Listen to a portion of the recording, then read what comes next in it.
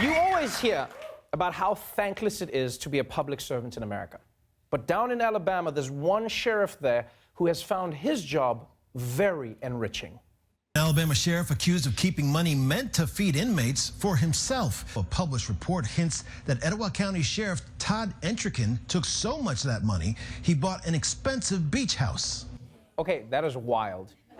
Apparently, this sheriff took $750,000 that was supposed to feed inmates in a prison and used it to buy a beach house.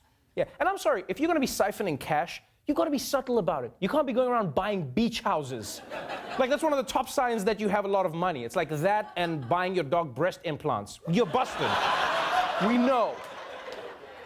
But maybe the reason the sheriff wasn't trying to hide it is that he didn't care about being caught, because it turns out, and this shocked me when I found this out, in Alabama, it's not against the law.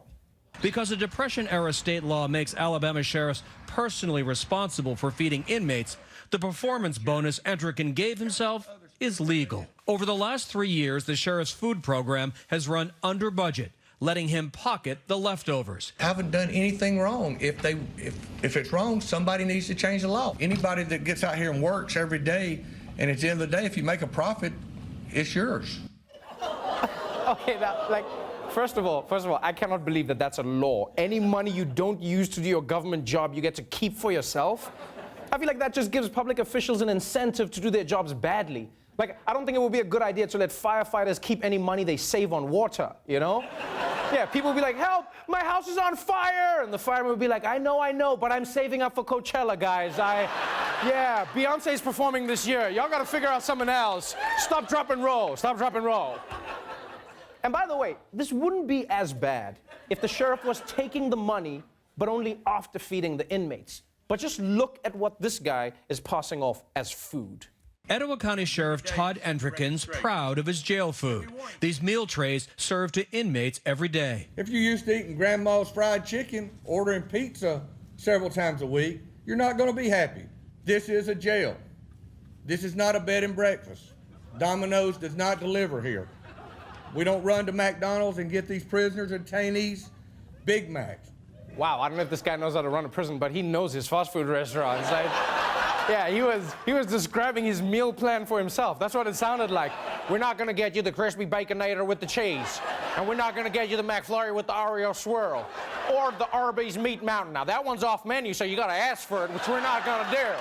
Okay? We're not gonna do that. But I'm sorry, man. Just look at the food that he serves the prisoners. Look at that. Look at it, just like white everything. The only thing that white normally in Alabama is a Klan rally. What is that? And like once you've learned that the sheriff makes money off of prisoners, it makes you hear all of his other law enforcement decisions in a new light. This is the major story. Heroin, fentanyl. You know, we've got to do something.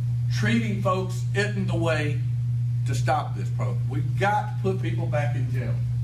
We've got to put folks in jail and make them accountable, hold them accountable for what they're doing. Yeah, it makes sense. Of course he wants more people in prison, because that means more food budget for him to take home. Hey, he's probably walking around his town like jaywalking, 30 years in prison. Some kid walks up to him, he's like, Billy stole my lollipop. He's like, well, Billy's going to jail. And you're also going for snitching. I'm sorry, this guy's unbelievable. He's probably the only person who watched Shawshank Redemption and was inspired by the warden. That's who he seems like. For more legal analysis, we turn to our correspondent who looks most like a lawyer, Michael Kosta, everybody. Michael. I'm sorry, man. Profiting off a prisoner's food budget is clearly wrong. Yeah, it's wrong, but it's not illegal, Trevor. That's the beauty of this sheriff. Well, that and his aging baby look. That's classic. But I applaud the sheriff for living in the wrong but legal zone. Here, let me explain using this Venn diagram that I carry around with me. You see, most wrong behavior is illegal, but occasionally things that are wrong are also legal, as you can see in this tasty little sweet spot right here. Yeah. You like that, you dirty little chart? Okay, yo, can you stop doing that? See what I just did, Trevor? It's wrong, but it's legal. Although I should warn our viewers, it is a Class C felony to finger a Venn diagram in Utah. I found that out the hard way.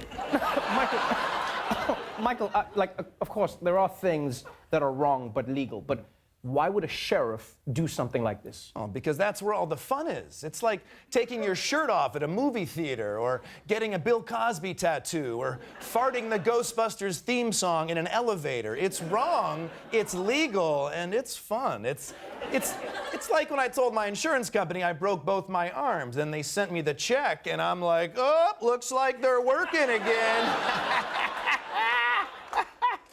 Michael, I think that last one is actually illegal. Wait, what? Yeah, you just confessed to insurance fraud on TV. Shit. Well, I better be on my way, Trevor, and I need to go shove some pizza up my ass so I have something decent to eat when I go to jail. And that's wrong and legal. Michael Kosta, everyone.